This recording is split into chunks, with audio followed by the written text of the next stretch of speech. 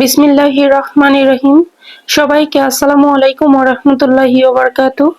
সবাইকে স্বাগতম আমার আজকের নতুন ব্লগে। আশা করি আপনারা সবাই ভালো আছেন। আজকের ভিডিওতে থাকছে বাজার থেকে আনা কিছু টাটকা সবজি, আর সাথে থাকছে দুপুরের লাঞ্চে কি রান্না হবে সেটাও আপনাদের মাঝে শেয়ার করব। ধাপে ধাপে সবকিছু আপনাদেরকে সুন্দরভাবে দেখাবো। তো চলুন বেশি দেরি না করে শুরু করি আজকের ব্লগ। আজকে বাজার থেকে নিয়ে এসেছি একেবারে টাটকা পুঁইশাক, কচু, আর সাথে দরকারি মশলা হিসেবে আছে আদা, রসুন আর পেঁয়াজ। একেবারে ফ্রেশ সবকিছু দেখে সত্যি ভালো লাগলো। যেহেতু ছোট মেয়ের পরীক্ষা চলছে, আজকের পরীক্ষাটা ছিল মাত্র 1 ঘন্টার, সকাল 8টা থেকে 9টা পর্যন্ত। তো পরীক্ষা যখন শেষ হয়েছে, মেয়েকে আনার জন্য যখন স্কুলে গিয়েছিলাম, আর স্কুল থেকে যখন ফেরার সময় বাজারে গিয়েই প্রথমে চোখে পড়ে টাটকা পুঁইশাক, তারপরে নিলাম কচু, আর রান্নার স্বাদ বাড়ানোর জন্য নিয়ে এসেছি আদা, রসুন আর পেঁয়াজ।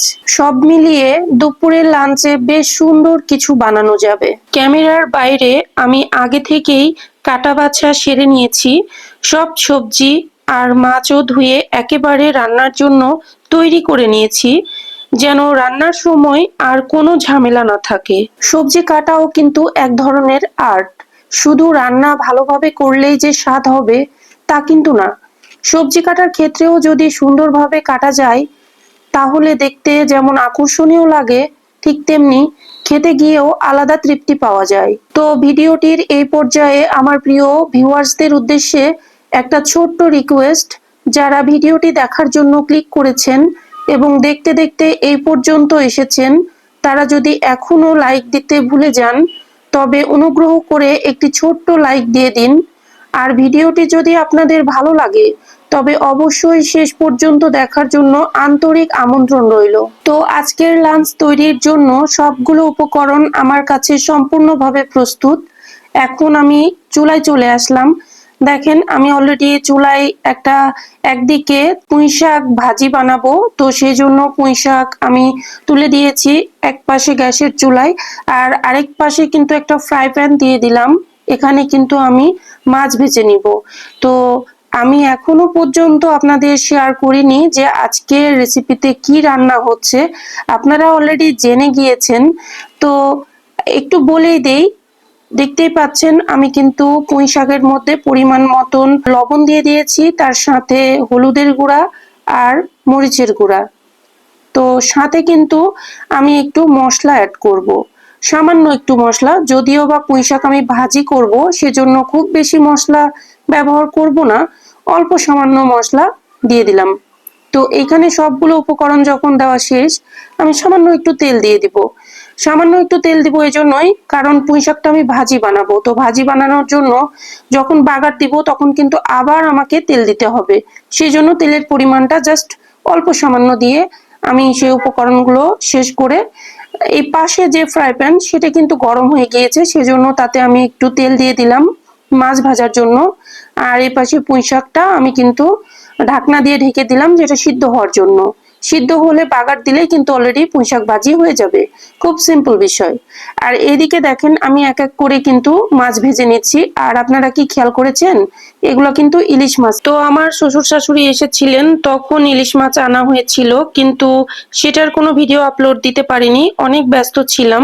তখন কিছু খাওয়া হয়েছে, আর 3 পিস মাছ অবশিষ্ট ছিল, সেটি আজকে আমি রান্না করব আর আপনাদের মাঝে শেয়ার করব কিভাবে 3 টুকরা মাছ দিয়ে আমি পুঁই শাক এবং কচুমুখী দিয়ে রান্না করি। তো আমার এই রেসিপিগুলো কিভাবে রান্না করছি সেটা ধাপে ধাপে আমি দেখাবো, পার্ট বাই পার্ট। তো প্রতিটি অংশ দেখার জন্য অবশ্যই ভিডিওটির সাথেই থাকতে হবে, দয়া করে কেউ স্কিপ করবেন না। ভিডিওটি যদি স্কিপ করে দেখেন, তাহলে কোনো মশলা বা গুরুত্বপূর্ণ ধাপ মিস হয়ে যেতে পারে। রান্না জানেন এমন দর্শকদের জন্য এটি উপযোগী হবে, আবার যারা রান্না কম জানেন তাদের জন্য আরো বেশি উপযোগী বা সাহায্য হবে। তাই পুরো ভিডিওটি শেষ পর্যন্ত দেখা খুবই জরুরি, যেন আপনি রেসিপিটা পুরোপুরি শিখতে পারেন। তো যাই হোক, কথা বলতে বলতে এদিকে আমার মাছ ভাজা হয়ে গিয়েছে। তো ফ্রাই প্যানটা সরিয়ে আমি আরেকটি প্যান দিয়ে দিলাম এবং তাতে কুচানো পেঁয়াজগুলো দিয়ে দিলাম পরিমাণ মতো।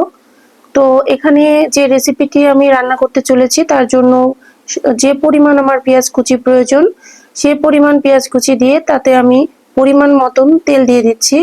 যেহেতু আমি ইলিশ মাছ ভাজি করেছি আর ইলিশ মাছ থেকেও বেশ কিছুটা তেল বের হয়েছে, সেজন্য পেঁয়াজ কুচিগুলো ব্রাউন কালার করে ভেজে নেওয়ার জন্য যে পরিমাণ তেল প্রয়োজন ঠিক সেই পরিমাণ তেল দিয়ে আমি কিন্তু পেঁয়াজগুলো খুব ভালোভাবে লাল লাল করে ভেজে নিচ্ছি। তো পেঁয়াজগুলো যখন লাল লাল করে ভেজে নেওয়া হয়ে গিয়েছে আপনারা দেখতেই পাচ্ছেন, ঠিক তখন কয়েক টুকরো গোটা জিরা ছড়িয়ে দিলাম, দিয়ে আরেকটু আমি নেড়ে নিচ্ছি। তো যখন দেখতেই পাচ্ছেন খুব সুন্দর একটা কালার এসেছে পেঁয়াজের, পেঁয়াজটা থেকে যখন খুব সুন্দর একটা সুঘ্রাণ বের হচ্ছিল তখন অলরেডি বুঝতেই পারছিলাম যে পেঁয়াজটা ভাজা হয়ে গিয়েছে। ঠিক তখন কেটে ধুয়ে রাখা সবজিগুলো এক এক করে দিয়ে দিলাম। এতে কেটে রাখা পুঁইশাক দিয়ে দিলাম, তারপরে কচুরমুখী দিয়ে দিলাম, তারপর একটু নেড়ে নিলাম। তারপরে নাড়া শেষ করে আমি এক এক করে সব ধরনের মশলা এখানে অ্যাড করব। তো এখানে দেখেন, আপনারা দেখতেই পাচ্ছেন স্বাদ মতো লবণ দিয়ে দিলাম, তারপরে হলুদের গুঁড়া দিয়ে দিলাম, এরপর মরিচের গুঁড়া দিয়ে দিলাম, তারপরে একটু মশলা দিয়ে দিলাম, রসুন আর জিরে বাটার যে মশলাটা সেই মিশ্রণটা দিয়ে দিলাম। তো তারপরে আমি খুব ভালোভাবে একটু নেড়ে নিচ্ছি। এমন ভাবে নাড়তে হবে মশলাগুলো যেন খুব ভালোভাবে সবজির সাথে মিশে যায়। তো যে কোনো তরকারি বা সবজির আসল স্বাদ কিন্তু থাকে কষানোর মধ্যে, তাই সবজি যত ভালোভাবে কষানো যায় খেতেও ততটা মজাদার ও টেস্টি হয়।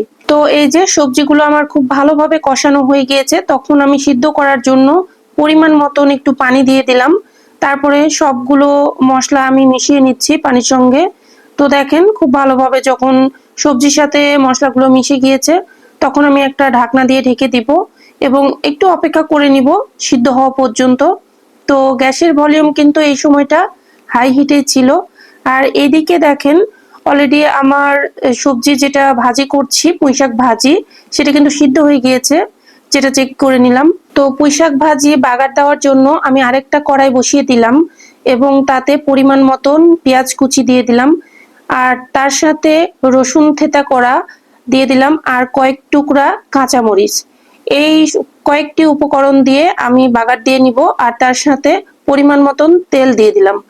দিয়ে এই সবগুলো উপকরণ খুব ভালোভাবে আমি লাল লাল করে ভেজে নিব। তো আপনারা দেখতেই পাচ্ছেন একদিকে আমার পুঁইশাক কচুমুখী মাছ দিয়ে রান্না করার জন্য এক পাতিলে রান্না হচ্ছে, আরেক পাশে কিন্তু আমি পুঁইশাক ভাজি করছি। সেই ভাজিটা বাগার দেওয়ার জন্য সব উপকরণটা আমি ব্রাউন কালার করে ভেজে নিচ্ছি। দেখেন যখন ভাজা প্রায় অলমোস্ট হয়ে এসেছে ঠিক তখন আমি কয়েক টুকরা জিরে ফোড়ন দিয়ে দিলাম। তারপরে কিন্তু এখানে যে সিদ্ধ করে রাখা পুঁইশাকগুলো রয়েছে সবগুলো আমি দিয়ে দিচ্ছি। তারপরে খুব ভালোভাবে আমি কিন্তু ভেজে নিব। দেখতে পাচ্ছেন আমি সেই বাগারের মশলাগুলো আমি পুঁইশাকের সাথে মিশিয়ে নিচ্ছি। তো এই ঝটপট উপায়ে যদি পুঁইশাক ভাজি করেন খেতে কিন্তু দুর্দান্ত লাগে। আসলে আমি রান্না করছি বলে নিজের প্রশংসা করছি এমনটা না, আপনারা নিজেরাও একবার পুঁইশাক এভাবে ভাজি করে খেয়ে দেখবেন, আশা করি অনেক ভালো লাগবে। তো আজকে আমি ভেবেছিলাম ইলিশ মাছ দিয়ে কচুমুখী এবং পুঁইশাক রান্না করব। তো দেখছি যে পুঁইশাকের আজকে বেশ পাতাগুলো ভালো ছিল আর অনেকগুলো হয়ে যাবে।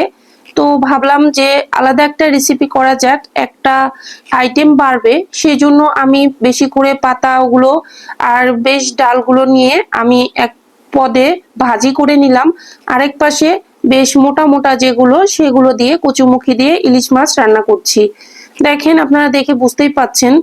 তো 3 টুকরা মাছ দিয়ে কিন্তু অসাধারণ কচুমুখী এবং পুঁইশাক রান্না হয়েছিল, যেটা কিনা দুর্দান্ত স্বাদের হয়েছে।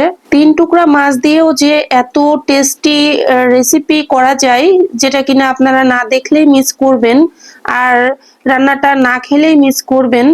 তো ওই যে কথাই আছে, গ্রামে একটা কথা বলে প্রচলিত আছে যে যদি হয় সুজন তেঁতুল পাতায় নজন।